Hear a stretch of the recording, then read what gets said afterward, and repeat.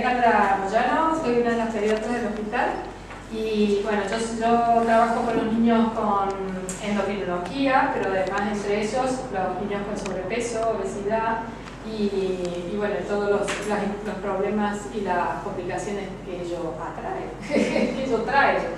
Soy argentina, como ahora se dan cuenta, así que si no me entienden algo me paran y dicen ¿qué es lo que están diciendo?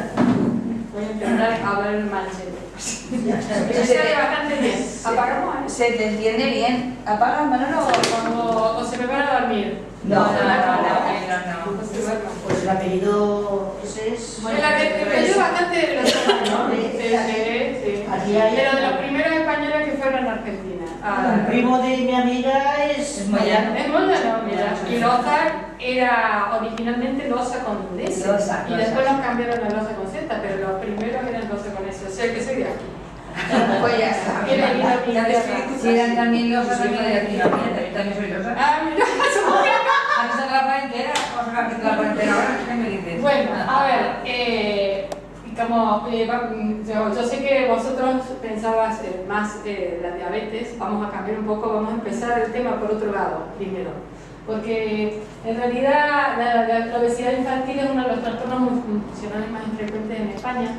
En el mundo civilizado, en este mundo civilizado que tenemos actualmente, dejó de ser la desnutrición, aunque le tenemos todavía mucho miedo, pero actualmente la obesidad infantil, la obesidad en sí es un trastorno nutricional muy importante, es una epidemia mundial, una pandemia, quiere decir que afecta a muchos países, tanto países desarrollados como subdesarrollados, y como vemos afecta un alto porcentaje de la población mundial, adultos, los mayores de 20 años, el 33% de la población, y está afectando cada vez más a los niños. Los problemas de los adultos primero empiezan por adultos y después se pasan a los niños, lamentablemente.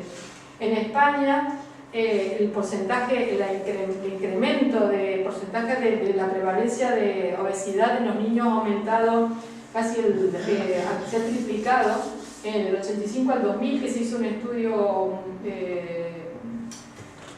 multicéntrico en el 2000, se vio que había aumentado de forma impresionante la cantidad de niños obesos y llegando entre una edad de 6 a 12 años prepuberales hasta un 16%.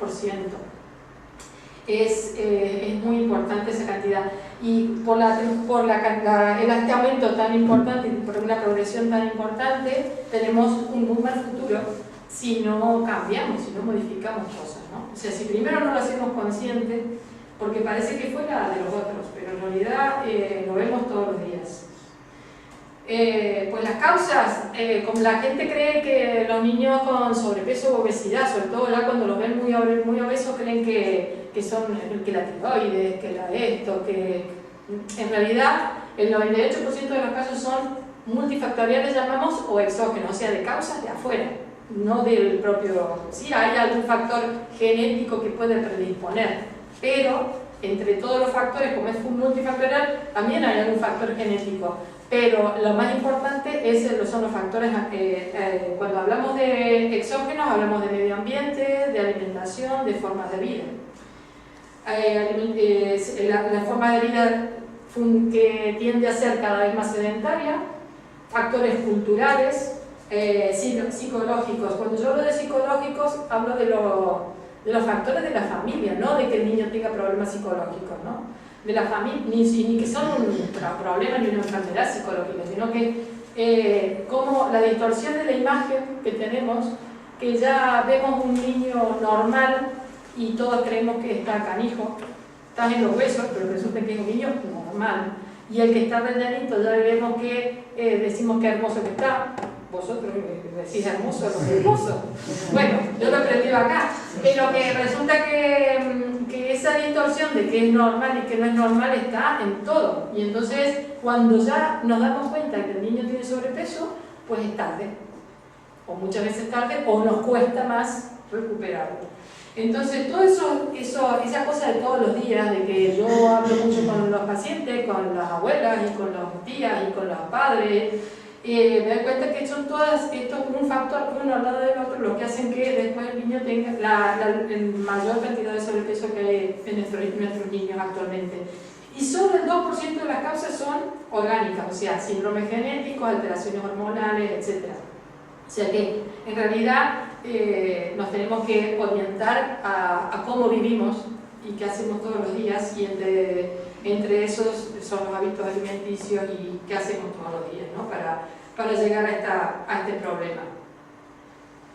Pues así vivimos y así viven muchos de nuestros niños. Tan hermosos, tan hermosos, pero ahí lo tenemos, con la famosa, la que nunca falta, bolsita de chuches o de patatas fritas. ¿Quién no le ha ofrecido a un niño de 7, 8 meses estoy hablando, un gusanito? Sí, Mira cómo se lo come, sí. qué bien. Pues esto termina, así sí, qué gracias. Y así estamos. Y entonces después le tienen miedo y tienen fobia a lo verde, porque todo lo verde parece que fuera, y no lo han probado nunca, pero tiene fobia a lo verde, ¿eh? Yo le pregunto, todo lo verde nada me gusta, nada verde. Bueno. Los gusanitos contienen polímeros de glucosa, ¿eh? Sí, contienen de todo. Contienen todo. Nada bueno contiene, bueno. No, el tema de este tipo de comidas no es solamente la composición, sino es que una vez leyendo un artículo, la industria de ese tipo de rice, por ejemplo, de las patatas, tiene 50 ingenieros químicos trabajando en una planta, no sé en qué parte de Estados Unidos, para que la patata sea más fácil de comer, más crujiente, pero que te dé más ansiedad comer y que tengas menos sensación de que te estás llenando. ¿Entiendes? Entonces lo comes más rápido y nunca tienes sensación de que te vas a llenar. Y entonces eso es lo peligroso, porque estás comiendo grasa, caloría. No, es que yo siempre llevaba, cuando mi hija era pequeña, siempre llevaba gusanitos. Y con la doctora Balmaceda descubrimos que lo que yo le metía por la noche tenía composición los gusanitos de ese producto que yo le metía por la noche. O sea que es que yo le alargaba la comida a mi hija una hora por los gusanitos. Claro. Y bueno, y esa ansiedad que te da y te la comes. Entonces yo siempre digo que los niños, que a nosotros que hay que educarnos a cómo comer. Y lo que tenemos que evitar justamente es el bullir. Y cuando le damos una bolsa, hasta que no acaba, no termina de comer eso. Y entonces, eso es lo que hay que evitar, porque después, claro, de valores ya no hay quien nos pare.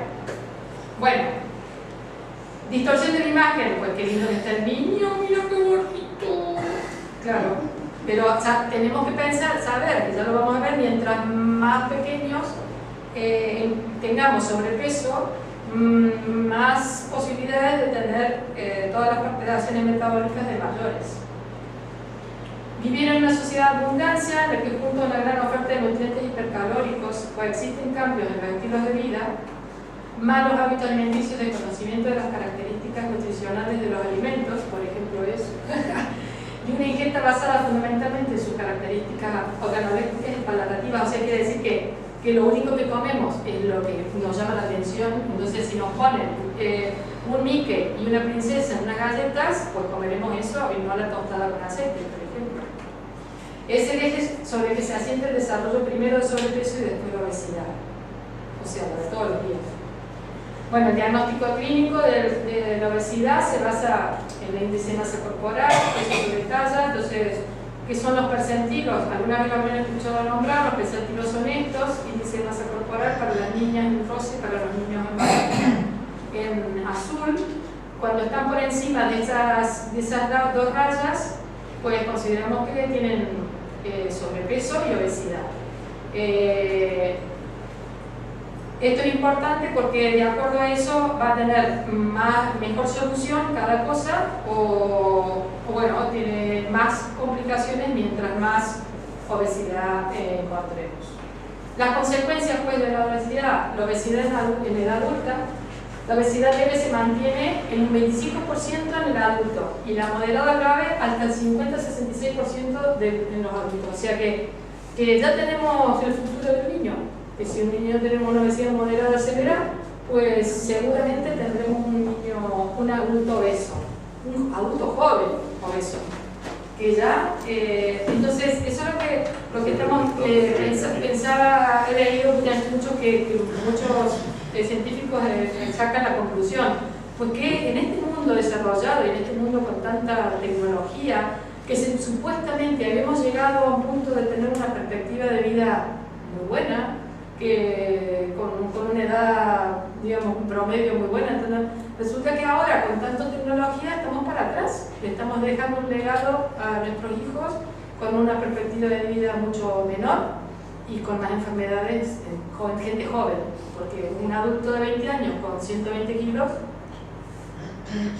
y hay, pues consecuencias psicológicas, como todos sabemos, un niño que a pesar de que parezca feliz, es un niño o un adolescente que sufre. Ortopédica, o sea que le duele la rodilla, le duele la espalda, le duele la cadera, cardiovasculares, hipertensión, los problemas de infartos, IACV, respiratorias, porque tienen dificultad para respirar sobre todo de noche y entonces hacen apneas durante la noche y entonces no tienen rendimiento durante el día, no se oxigenan correctamente. Hormonales, porque van a tener pubertad adelantada, porque van a tener mayor cantidad de andrógenos, mucho pelo, más acné, o sea que estéticamente también eso favorece a que las alteraciones psicológicas. Y hormonales, como dijimos, van a tener problemas hormonales, van a tener mayor cantidad de hormona tiroidea, de hipotiroidismo, pero todo esto consecuencias de la obesidad, no como causa, sino como consecuencia. Y las metabólicas, que es donde nos vamos a detener. Las metabólicas,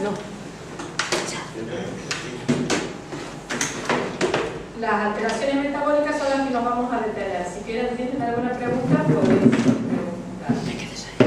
¿Cuáles son las metabólicas? Pues está directamente asociado a la obesidad, la resistencia a la insulina, trastornos de lípidos, trastornos de metabolismo de hidrato de carbono y el síndrome metabólico. Distintos grados de acuerdo al grado de obesidad, pero la resistencia a la insulina es algo que es directamente relacionado, porque la alteración que produce el acúmulo de grasa en las células y sobre todo en los órganos, y todo esto está relacionado directamente, no se sabe por qué comienza una con la otra, pero se ha relacionado directamente a un aumento de la resistencia a la insulina. Vosotros sabéis que la resistencia a la insulina es la base de las alteraciones posteriores al metabolismo de la glucemia. No todos que tienen hiperinsulinemia van a después hacer alteraciones del metabolismo de la glucosa, pero sí un porcentaje que tenga resistencia a la insulina va a tener alteraciones del metabolismo de la glucosa. La resistencia a la insulina significa de que cuando la insulina no está actuando, a ver si lo tengo. Ahí está. La causa principal de las alteraciones metabólicas y cardiovasculares relacionadas con la obesidad. Significa que no hay una respuesta normal de los tejidos a la insulina que secreta el páncreas. Entonces se altera los músculos, los órganos que fundamentalmente donde actúa la insulina, en muchos, pero vosotros sabéis que en el músculo, en el hígado, en el tejido adiposo, o sea, en la grasa.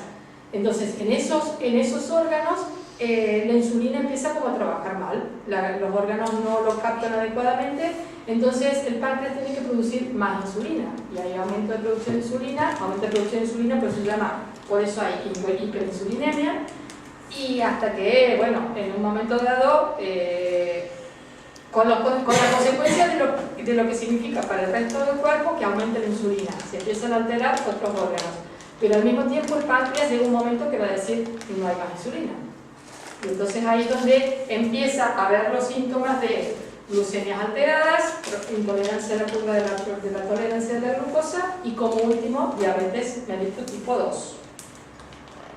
¿Entiendes? Sí, no lo sabéis.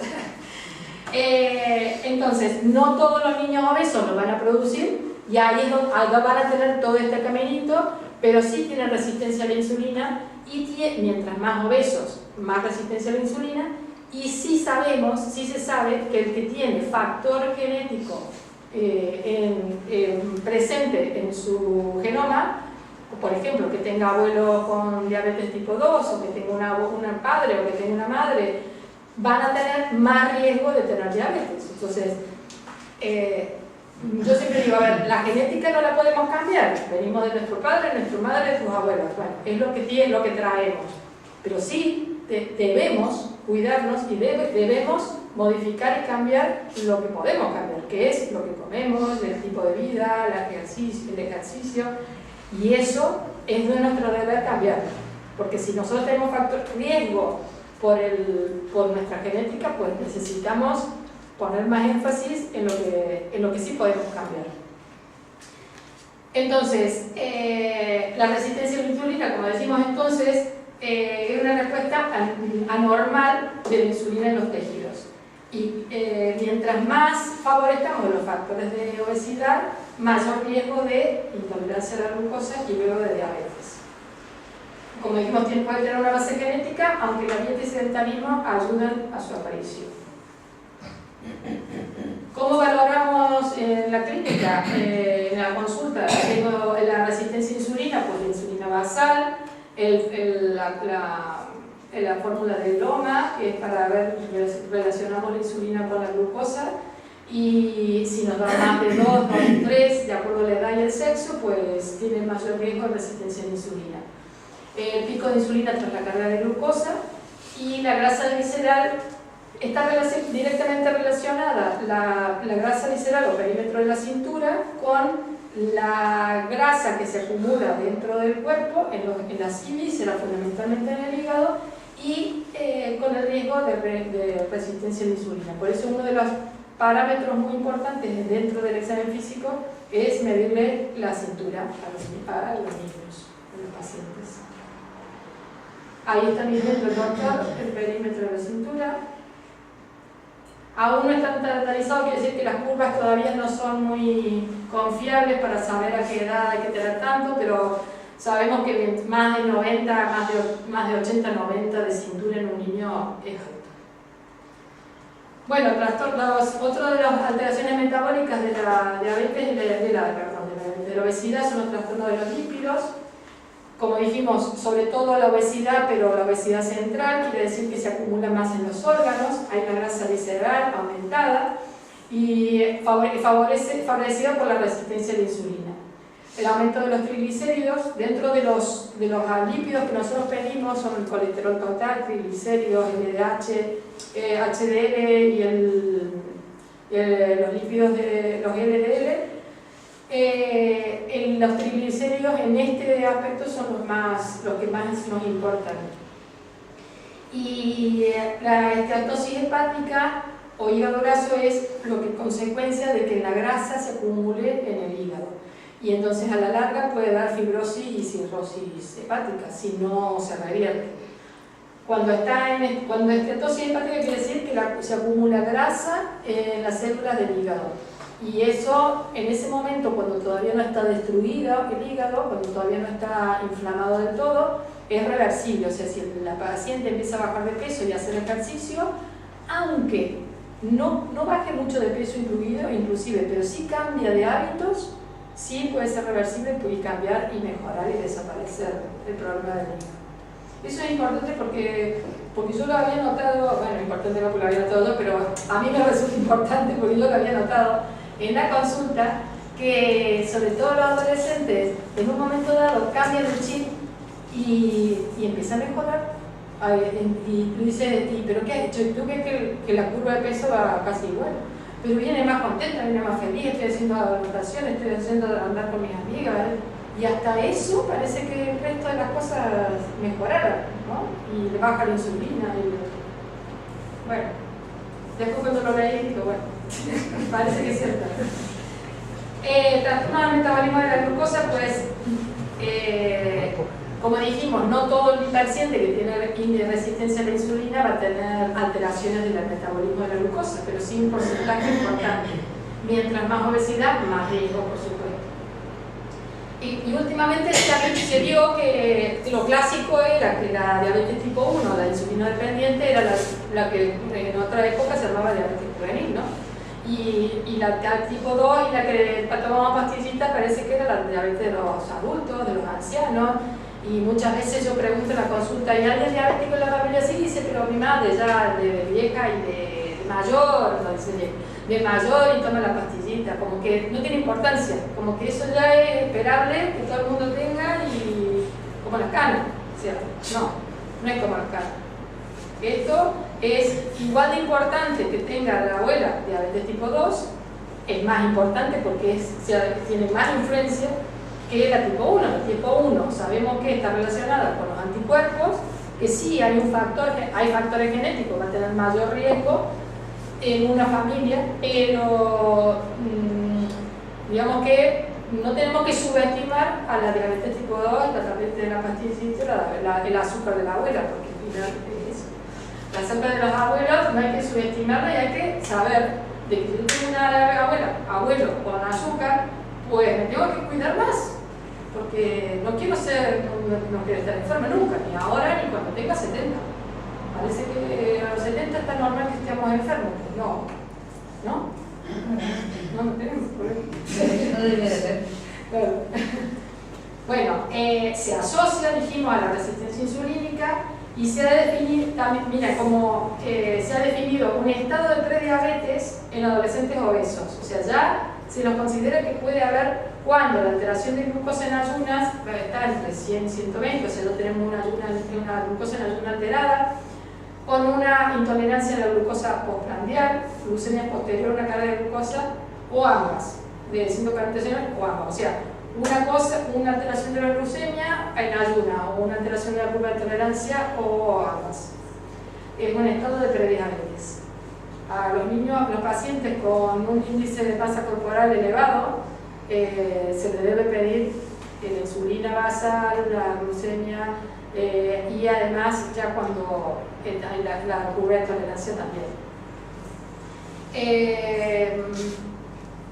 Cuando tiene mayor depósito graso, mayor barriga, mayor perímetro abdominal, está más relacionado con la alteración de la glucosa, y la prevalencia que se vio en la intolerancia a la glucosa es del 19% en niños obesos. Se vio también que mientras mayor aumento significativo del peso corporal en el tiempo, mayor progresión de tolerancia normal a intolerancia y de intolerancia a diabetes tipo 2, o sea que está directamente relacionado, y también asociado a factores familiares.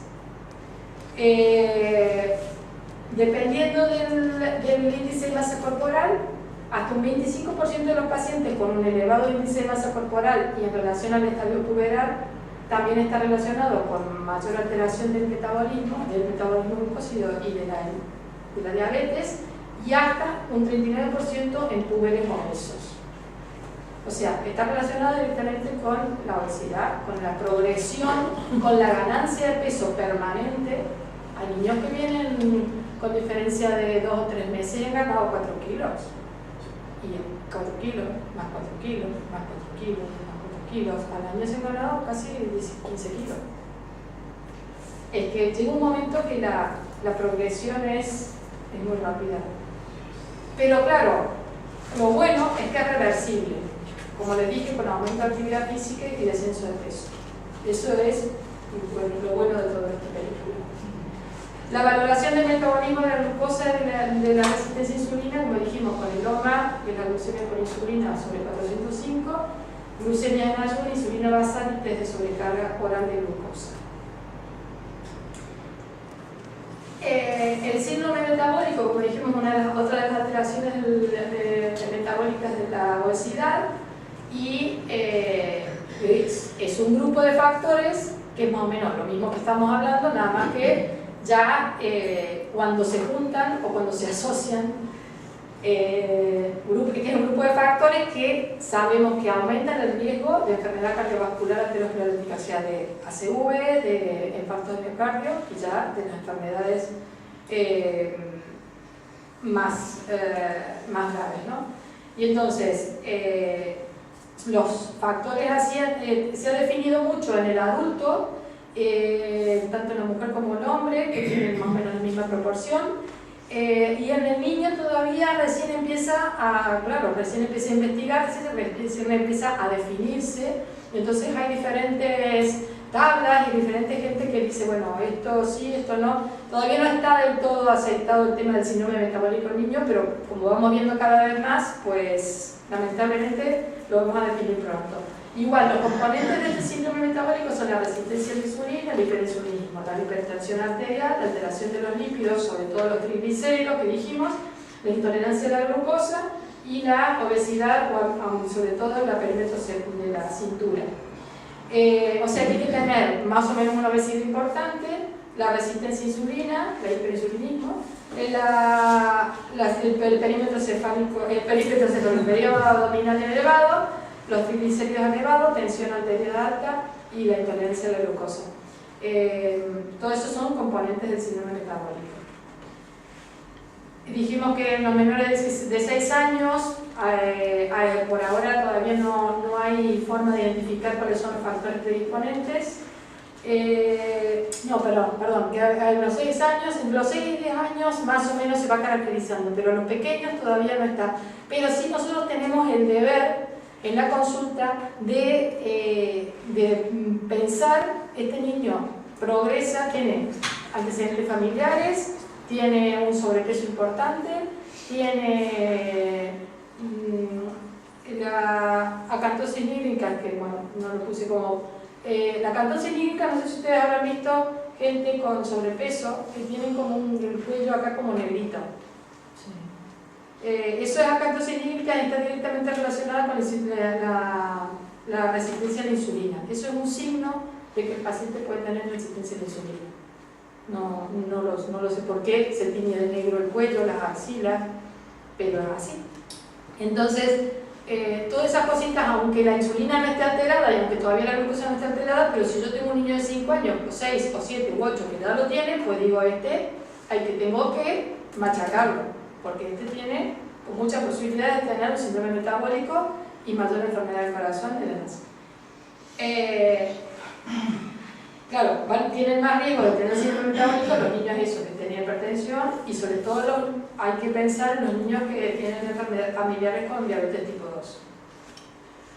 Este es más o menos el grupo de niños que tienen, valoramos la obesidad, los triglicéridos, los lípidos, dijimos los triglicéridos y los HDL, que son los buenos, tienen que ser bajos, la tensión alta y la alteración de la glucosa. Esto es porque a mí esta foto es muy llamativa, los otros niños como ven no están delgados, están menos obesos, pero la discriminación y la autodiscriminación, la autoseparación que tienen los niños es importante. Bueno, tratamiento, la doctora acá va a hablar más de tratamiento, pero yo me voy a reducir me voy a dedicar más a hablar cambios de vida, cambios de estilo de vida, aumentar la actividad física y el soporte emocional, que no nos tenemos que olvidar y es muy importante. La actividad física puede desalentar el uso de televisión, ordenador, consola, internet, andar y usar un coche, subir y bajar escaleras, y el ejercicio físico, pues yo divido actividad física, que es lo que hacemos todos los días, y debe ser intensa. Y el ejercicio físico es lo que me apunto al gimnasio, voy a andar, eso es una cosa arreglada, que como mínimo los niños deberían tener 1 hora por lo menos 3 veces por semana, con algún monitor que le esté diciendo, no me vale, me salgo a andar con bicicleta con mis amigos, no, porque están ahí. O con el balón en los pies, y no, eso no me vale. Y sí hay que hacer más actividades en conjunto con los niños y demás. Esto es lo que normalmente vemos. Normalmente no, hay muchos que no. Cambio de estilo de vida, pues ¿a qué llamamos eso? Evitar la televisión durante las comidas. Es muy difícil porque papá quiere ver las noticias, es muy difícil, pero hay que fomentarlo porque no viene a ver a nadie. El papá tiene que acostumbrarse que el momento de la comida es para charlar con la familia, para conocernos, preguntarnos, vernos a la cara y no ver la televisión, que nos amarga la vida. Actividades en familia, realizar 5 comidas al día, yo lo imagino que... Y el desayuno todos los días, todos debemos desayunar todos los días, fundamental, si no nuestro cuerpo... Una de las frases muy lindas que leo cuando leo este tema es nuestro cuerpo está, el genotipo, nuestro cuerpo está genéticamente preparado para sufrir de deficiencias, para sufrir carencias, para épocas de malaria, para épocas de hambre, ¿no? Genéticamente podemos sufrir hambre y podemos aguantar el hambre, pero no para la abundancia. Para la abundancia, no. Y lamentablemente tenemos abundancia. O sea, para bien o para mal, pero la manejamos mal a la abundancia. Y no están preparados, entonces nos enfermamos. Dormir 9 a 10 horas por noche, los niños. Nosotros ya con 7 nos basta, pero no dormimos ni 7. Yo no duermo 7 nunca. Cuando duermes 4 o 5 horas ganas mucho. Yo no duermo nunca 7, pero tengo que dormir 7. Pero se vive bien si no duerme las horitas. Mejor digo si duerme 5 horas. Y otra cosa que esto no está escrito, pero lo digo como madre, evitar merienda fuera de casa. La merienda fuera de casa siempre cae el hoyo, siempre cae lo que no tiene que caer. Diariamente, por supuesto.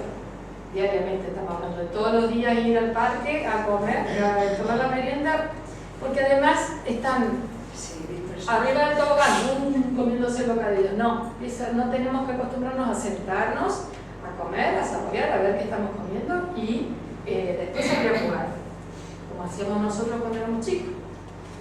Soporte emocional creo que es muy importante. Significa involucrar a toda la familia. Es difícil también, pero hay que hacerlo, desde las abuelas hasta el que esté con el niño mucho tiempo. Y la mejor educación también es el ejemplo, o sea que ahí se involucra la familia porque tiene que hacer cambios. Porque si nadie desayuna, yo no desayuno porque a mí no me dedica nada, pero él tampoco desayuna, yo le digo que desayune, pero ¿cómo va a hacer desayuno el niño si tú no desayunas? O sea, alentar siempre positivamente, aunque veamos que al niño le cuesta, pero si nosotros le decimos, pues tú las verduras, tú las judías no las vas a comer, no le gustan las judías, claro, así no le van a gustar las judías. Hay que alentarlo positivamente. Si es preciso solicitar ayuda profesional, psicológica, es lo ideal. Y estar muy atentos a las relaciones personales con otros compares, porque también eso hace mella. Si nosotros no nos damos cuenta, muchas madres cuando la consulta niegan de que el niño tenga problemas en el colegio. Y si yo ya me pregunto 2 o 3 veces y le pregunto a los ojos, le digo, ¿se meten contigo? Sí. Y la madre no sabe o no se quiere enterar. Porque esto es pan de todos los días. Y es muy triste porque lo que menos va a hacer el niño es salir adelante. Entonces, como conclusión de todo esto, pues el tratamiento es la prevención. Y para eso lo tenemos a Mar Navarro, que nos va a hablar de cómo podemos prevenir. Muchas gracias.